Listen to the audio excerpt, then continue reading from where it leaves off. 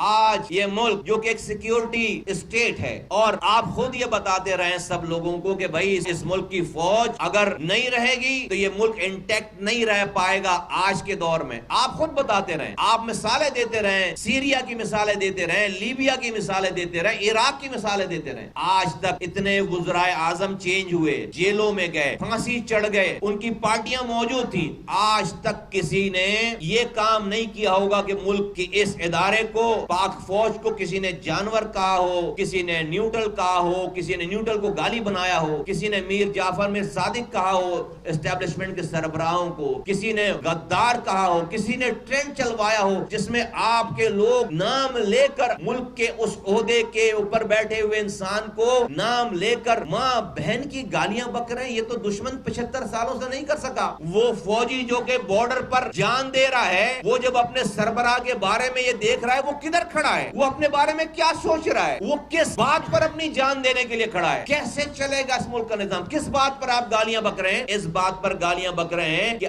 آپ کا بوجھ اٹھاتے اٹھاتے، اور اسٹیبلشمنٹ نے یہ بات مانی ہے. جب جا کر میں یہ بات کر رہا ہوں، آج میں الفاظ ادا کر رہا ہوں اس لیے کہ پہلی دفعہ پاکستان کی تاریخ میں آج کی اسٹیبلشمنٹ نے اپنی غلطیوں کو ببانگ دہل مانا ہے. ورنہ یہ ملک 2 لخت ہو گیا، اور 2 لخت کرنے والوں نے آج تک ملک توڑوانے کے بعد بھی اپنی غلطی نہیں مانی. میں اس والی بات کا کریڈٹ دیتا ہوں آج کے لوگوں کو کہ وہ کم سے کم پہلی دفعہ پاکستان کی تاریخ میں اپنی غلطی مان رہے ہیں کہ ہاں ہم سے غلطی ہوئی، ہاں ہم سے یہ غلطی ہوئی ہے. آرمی چیف بھی مان رہے ہیں، D G I S I بھی مان رہے ہیں، اور D G I S P R بھی مان رہے ہیں. اور اب انہوں نے جب یہ فیصلہ کیا کہ اب ہم یہ غلطی کو مزید نہیں گھسیٹیں گے، اور وہ یہ تھا کہ جب ایک عدم اعتماد کی تحریک اپنی عروج پر پہنچی، اور اس لیے پہنچی کہ بھائی اس ملک کے جو کرتا دھرتا تھے، جو لوگ تھے جو غلطی کر رہے تھے، جب تو وہ تمام لوگوں کو انٹیکٹ کیے ہوئے تھے، وہ عدم اعتماد کی تحریک نہیں آنے دیتے تھے، وہ لوگوں کو جمع کر کے لے آتے تھے. جب انہوں نے غیر قانونی غیر آئینی کام جو ہے وہ چھوڑ دیا اور اس بوجھ کو اٹھانا چھوڑ دیا، تو آج آپ نے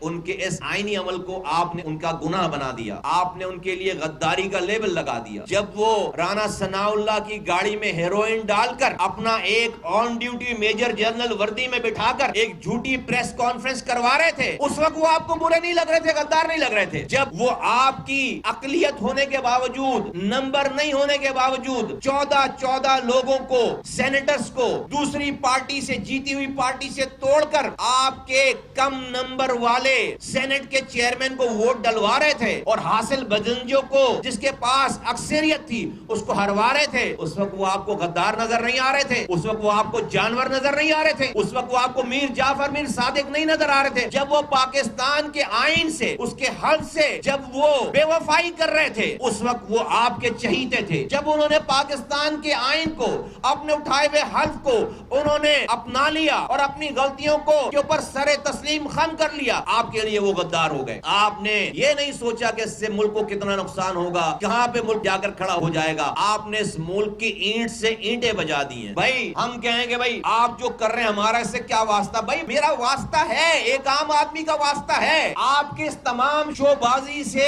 اس ملک میں اکانومی بیٹھ گئی ہے. لوکل جو ہے وہ اپنا پیسہ نہیں خرچ کر رہا، ڈالر لے کر بیٹھ گیا ہے، مہنگائی بڑھ رہی ہے، عام آدمی کی نوکری ختم ہو رہی ہے، مزدور کو مزدوری نہیں مل رہی ہے، پینے کا پانی گھر میں آ نہیں رہا، روٹی کھانے والے بڑھ رہے ہیں اور مزدوری یہاں پر کم ہوتی چلی جا رہی ہے. ایک عام آدمی کو فرق پڑ رہا ہے، وہ مر رہا ہے. وہ آپ کی طرح جا کر دن بھر تصویریں کھنچوا کر شوشا کر کے محل میں جا کر نہیں، اس کے پاس یہ ذرائع کہ جا کر محل میں جا کر آرام کرے. اس کے بچے یہی ہیں، وہ مر رہا ہے، 22 کروڑ انسان مر رہا ہے. اس لیے ہمیں یہ پرابلم ہے. آپ کو کھلی آزادی نہیں دی جا سکتی، اس ملک کی سالمیت سے کھیلنے کا موقع نہیں دیا جا سکتا.